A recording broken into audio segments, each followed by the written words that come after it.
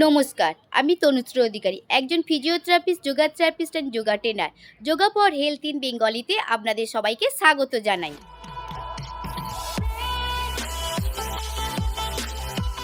আজকের বিষয় হচ্ছে উচ্চ রক্তচাপ অর্থাৎ হাই ব্লাড প্রেশার হলে আমরা কি কি যোগাসন করব। তো চলুন দেখে নিই কি কি যোগাসন রয়েছে হাই ব্লাড প্রেশারের।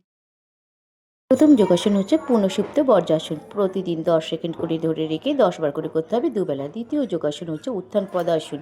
প্রথমে ডান পা তারপরে বাঁ পা তুলে 10 সেকেন্ড ধরে রেখে 10 বার করে করতে হবে। তৃতীয় যোগাসন হচ্ছে একপদ স্বর্গাসন। প্রথমে ডান পা তারপরে হচ্ছে বাঁ পা তুলে 10 সেকেন্ড ধরে রেখে প্রতিদিন সকালবেলা এবং সন্ধ্যেবেলা 10 বার করে করতে হবে।